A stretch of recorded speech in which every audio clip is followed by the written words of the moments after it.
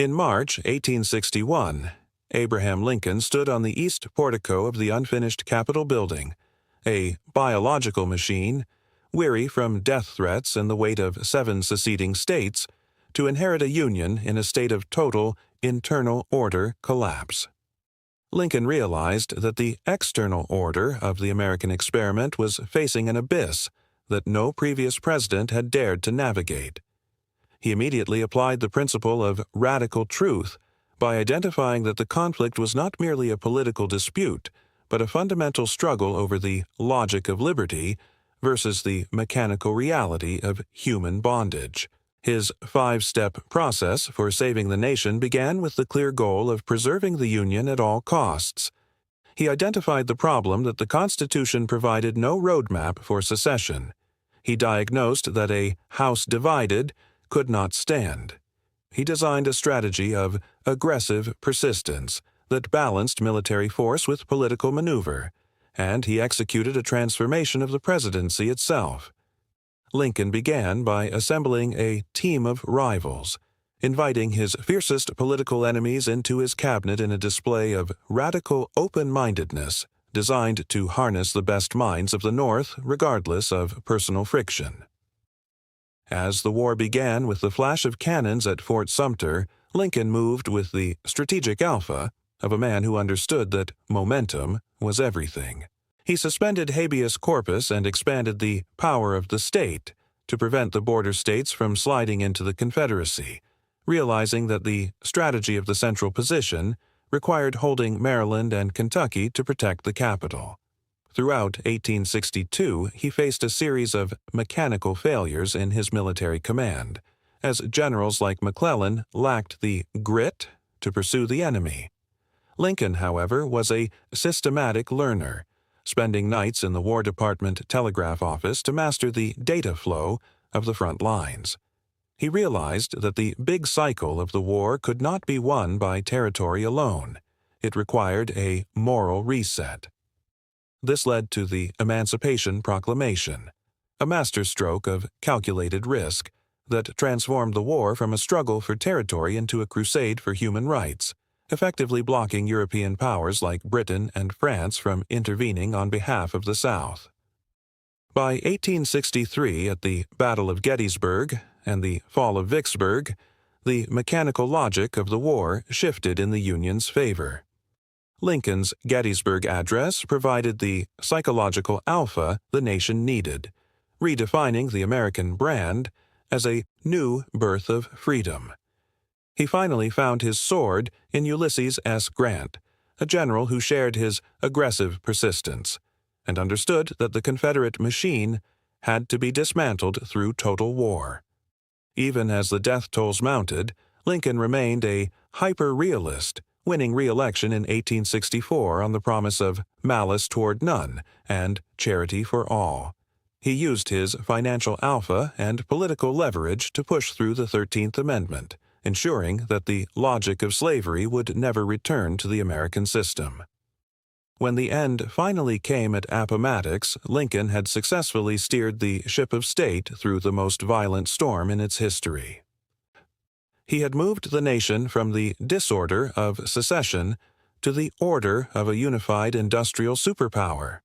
Lincoln had proven that a leader who masters the human machine and remains anchored in radical truth can reshape the global order for generations. Focus on the transition from a backwoods lawyer to the grand architect of the Union. Embrace the weight of his personal sacrifice, and remember that the strength of a nation is found in its ability to reinvent itself in the fire of crisis. This was the journey of Lincoln and the reason the American Union survived its darkest hour. By the midpoint of 1862, Abraham Lincoln realized that the mechanical reality of the American Civil War had reached a state of bloody stagnation that could not be solved by tactical maneuvers alone. The Union machine was suffering from a catastrophic lack of momentum as the Army of the Potomac remained paralyzed by the cautious disorder of General McClellan. Lincoln, acting as a systematic learner, spent his nights in the telegraph office of the War Department, processing the data flow from the front lines and reaching a radical truth. To save the Union, he had to destroy the economic and social engine of the Confederacy. This was the five-step process in its most painful application. His goal shifted from mere reunification to a total, systemic reset. His problem was the millions of enslaved people fueling the Southern war effort. His diagnosis was that slavery was the biological heart of the rebellion. His design was the Emancipation Proclamation, and his execution was a masterstroke of calculated risk. On January 1, 1863, Lincoln signed the document that redefined the American brand in the eyes of the global order. He was no longer just a president defending a border. He was a shaper of human history who had moved the strategy of the central position from the battlefield to the moral high ground. This move created a financial and diplomatic alpha that effectively blocked Great Britain and France from intervening, as their owned publics would not support a war to preserve slavery. However, the internal order of the North was far from unified.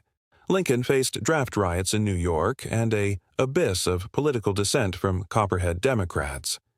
He responded with aggressive persistence, utilizing his leverage to keep the war machine running while searching for a general who possessed the same grit.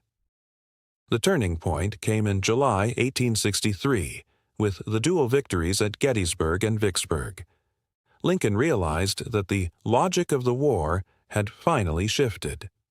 In his Gettysburg address, he used only 272 words to perform a grand synthesis of the American mission, arguing that the nation was experiencing a new birth of freedom.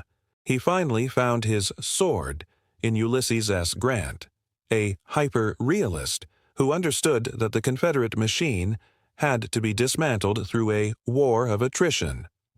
Lincoln gave Grant total internal order over the military, allowing him to launch the overland campaign despite the staggering risk and casualty counts. Lincoln himself endured a biological collapse of exhaustion, his face aging decades in a few years, yet he remained anchored in his design and plan. He pushed for the 13th Amendment before the war's end, realizing that the logic of liberty had to be hard-coded into the Constitution to prevent a future systemic failure. By the time of his second inaugural address in 1865, Lincoln had evolved into a prophetic shaper, calling for malice toward none, even as the total war reached its crescendo.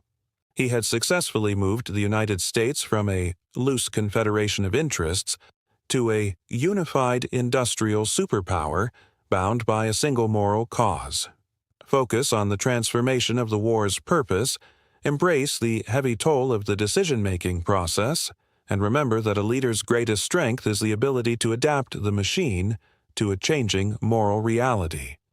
This was the core of Lincoln's radical reset, and the reason the Union emerged from the fire as a redesigned and more perfect nation.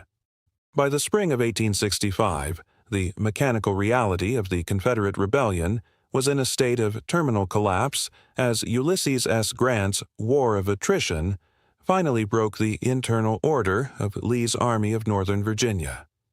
Abraham Lincoln, standing amidst the ruins of Richmond just hours after its fall, realized that his five-step process had reached its most delicate phase, the transition from total war to total peace.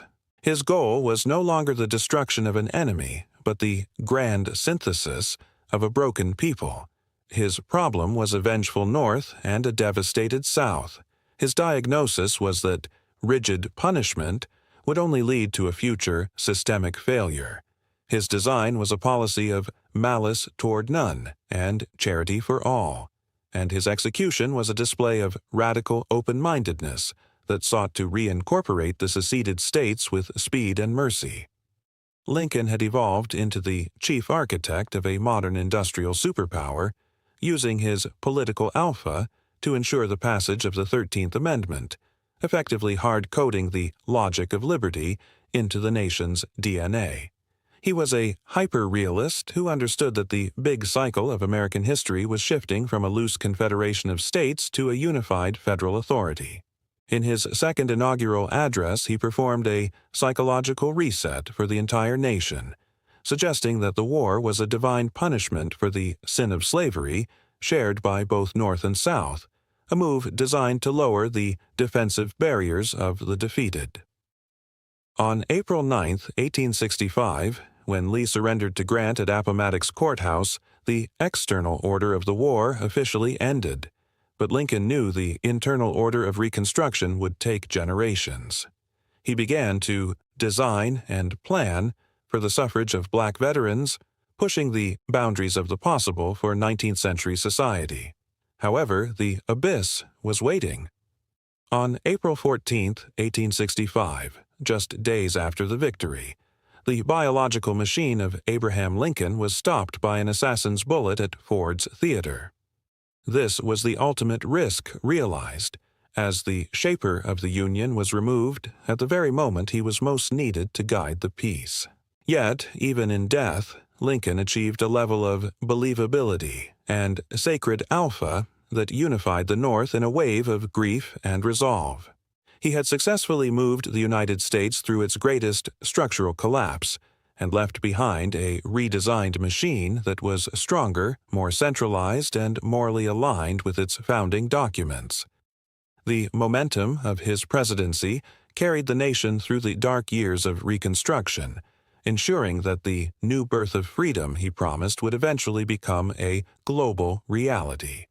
Lincoln had proven that a leader who stays anchored in radical truth and empathy can save a divided nation even at the cost of his own life.